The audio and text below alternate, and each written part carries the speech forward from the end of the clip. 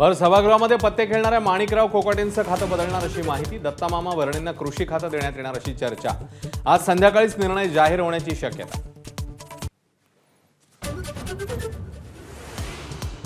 2008च्या मालेगाव बॉम्बस्फोट प्रकरणातले सर्व 7 आरोपींना निर्दोष सुटका. संशयाच्या आधारे दोषी ठरवता येत नाही, कोर्टाचं निरीक्षण. दुचाकी साध्वी प्रज्ञा सिंगांची होती आणि आरडीएक्स कर्नल प्रसाद पुरोहित यांनी पुरवल्याचं सिद्ध नाही, कोर्टाचं निरीक्षण. निकालानंतर आरोपींना अश्रू अनावर.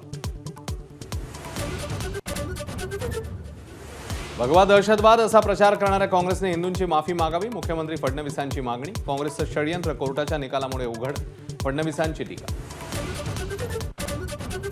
आरोपी निर्दोष सुटताच मालेगावात हिंदुत्ववादी संघटनांचा जल्लोष, तर फटाके फोडण्यास मज्जाव केल्यानं पोलिसांसोबत बाचाबाची. पुण्यामध्ये कर्नल पुरोहितांच्या घराबाहेर फटाके फोडून पतित पावन संघटनेचा जल्लोष. आरोपींना निर्दोष सोडल्याच्या निकालावर मालेगावातील पीडितांच्या कुटुंबियांची नाराजी. निकालाविरोधात हायकोर्टामध्ये मागणार दाद.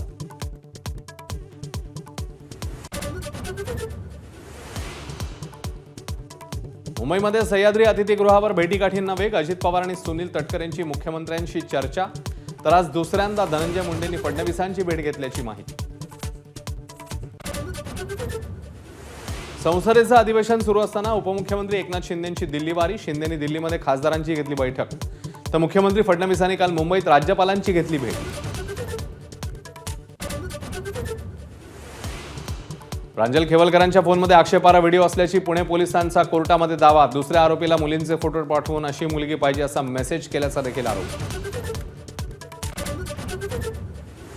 महादेव मुंडे प्रकरणी एसआयटी गठीत करण्याचे मुख्यमंत्री फडणवीसांचे आदेश. ज्ञानेश्वरी मुंडेंच्या मागणीनंतर तात्काळ पंकज कुमावत यांच्या अध्यक्षतेखाली एसआयटी स्थापन. अमेरिकेच्या टॅरिफवर भारताचं उत्तर. शेतकरी आणि एमएसएमईचं नुकसान टाळण्यासाठी सर्व आवश्यक ती पावलं उचलणार. पंतप्रधान मोदी मंत्र्यांशी चर्चा करणार.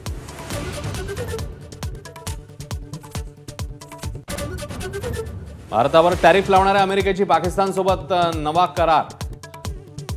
पाकमधील तेल साठे अमेरिकेकडनं विकसित करण्याबाबत करार. राष्ट्राध्यक्ष ट्रम्प यांची सोशल मीडियाद्वारे घोषणा.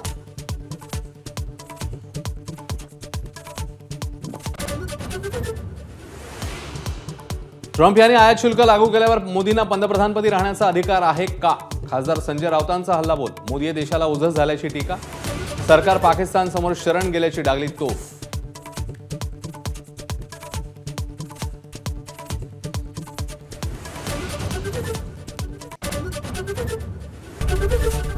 एबीपी माझा, उघडा डोळे बघा नीट.